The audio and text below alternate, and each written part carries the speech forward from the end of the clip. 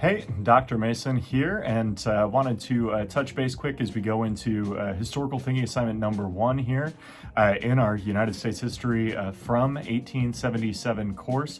And as we get into this assignment today, the big thing is to just do your best and give it a shot. So the first thing you got to do is select a question. We talked about this a little bit on Thursday. You got 3 options. The first being, how did technological and management innovations change life for Americans during the Industrial Revolution? One thing to think about in this time period we're going to be jumping into is America's radically changing. We had new technologies, steam, electricity, changing how people work, how people live, and bringing on our modern society in a big way.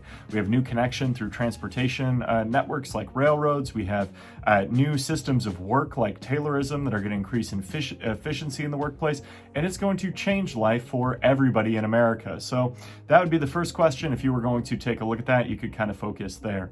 Our second question is about Eugene Debs and George Pullman and how they displayed historical agency during the Pullman strike. The Pullman strike is the first major strike in the United States, thinking about workers' rights and how life is changing for workers during this time period.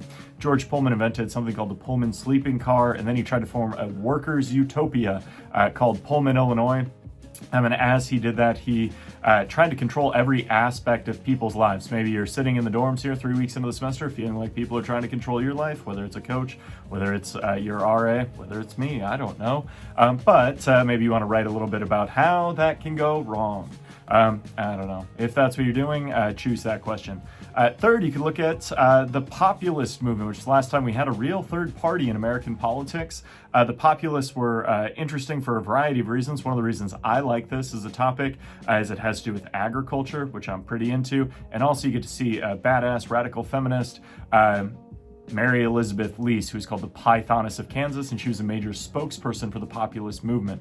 The question specifically is what political, economic, social, or cultural factors led to the growth of the populist movement. This one I think is pretty easy.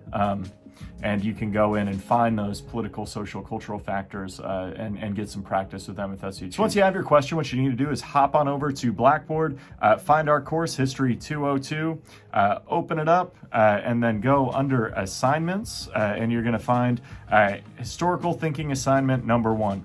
What I want you to do is click on that hyperlink that says Historical Thinking Assignment number 1 form, and I want you to open it up. And once it opens up, I want you to type directly into that document. You'll have your question chosen. Maybe you want to review them.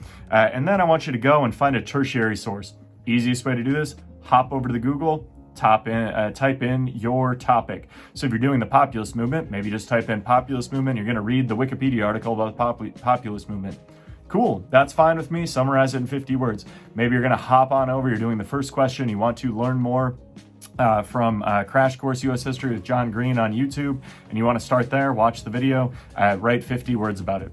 The goal is that you're getting kind of a source that is what we'd call tertiary, written by a non-specialist for a general public. One of the reasons why I want you to do this is to think about that this is a lower quality source type, but a good place to start for the research you're going to be doing in this course. The next thing you got to do is go to the textbook. So how can you do this? You can see there's a hyperlink right in there on the form. I want you to click on it, and then I want you to go, if you can't get that to work, I want you to go to the American Yawp. I want you to find chapter 16, which is Capital and Labor, and then I want you to take a look at it. So I think the important things for you to do are to read the introduction, the conclusion, and whatever's pertinent to the question you're asking. So if you're doing the first question, maybe you're going to read sections 1, and then you're going to read the March of Capital, and then you're going to read the conclusion. If you're looking at the populist movement, maybe you're going to go to section 5, you're going to click on it, it's going to take you down, and you're going to read about the populist movement. If you are reading the first one, maybe you're going to go Control F. You're going to look up Eugene Debs because you know he's a person you need to see, and you're going to read the paragraphs that talk about Eugene Debs and try to get that context. Those are kind of my goals for the textbook analysis. What I want you to do is think about how the American Yawp answers the question you're trying to answer yourself. This shouldn't be your opinion. This should be what the textbook is saying and how they might answer that question. So as you do that, you're rolling right through the assignment. You've already got your 50 words from your tertiary source analysis. You've got your analysis related to the textbook. Now you need to find a primary source, and there's two ways you could do this. First, you go back to the Blackboard shell. You could go under Resources, and you could look at one of our primary source sets. You can see that there's one from the National Archives. There's one from the Library of Congress. There's a couple others even under there.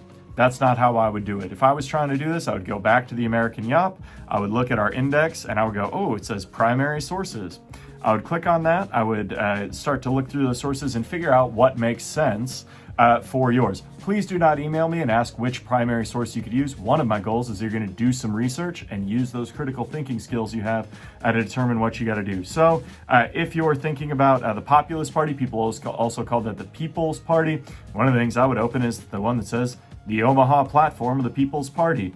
If you do this and you're trying to figure out what their political, economic, social, cultural factors are, you could definitely read this, and the platform will tell you immediately the answers to those questions. So it should be really good to get this primary source, which is an account of what happened at the time that can kind of give us this raw material that historians work with.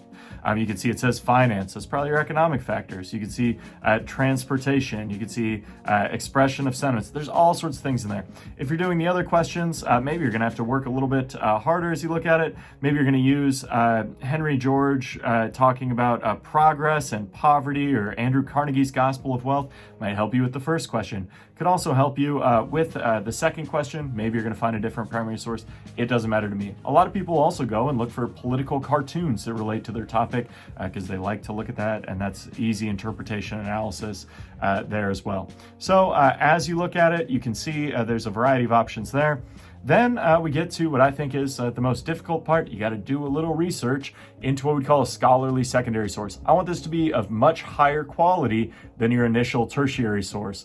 The easiest way to do this is to go back to the Blackboard shell where it says resources and take a look at some of those collections. If I were doing this, how I would do it is I'd go to Waldorf Library Resources. I'd pop that window open. I would go to where it says electronic journals. And then when it pops up, I would type my topic in. So if I was looking at the Pullman strike, I would take a look at that. I would open it up, and then I would have to do a little bit of determination. You could look at, the model town of Pullman here, full text access. I might click on that, open it up through EBSCO, and then take a look at that article and summarize it. You could also find other things, maybe through something like Google Scholar, maybe through whatever else it might be, but I just want you to be thinking about the quality of source there. I want it to probably be peer-reviewed. I want it to be of a high quality that builds your credibility as somebody doing the research and developing analysis with this.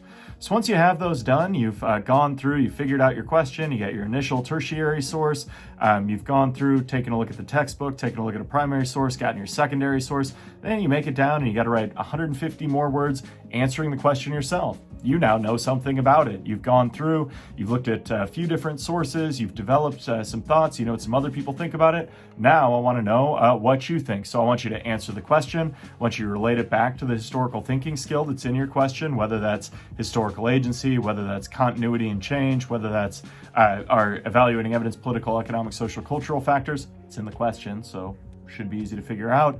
And then I want you to relate it to the world of today. All of these questions have a connection for us in what we should be thinking about. So once you get there, I do think you're in good shape to complete the assignment. If you do have other questions, make sure you're shooting me an email at kevin.mason@waldorf.edu. With this first assignment, the big thing is to just get it done.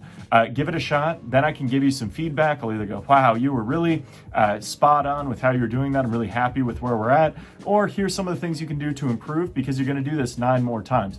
The worst thing you can do is not do it. If you don't do it, then you get into the next week and you're like, I still don't know how to do this. I still don't know if I'm going to do it right. And then maybe you're going to freeze again and you're not going to get it done. It sounds like a lot of parts, but once you get through it, you'll figure out how to be more efficient, which maybe ties into our first skill.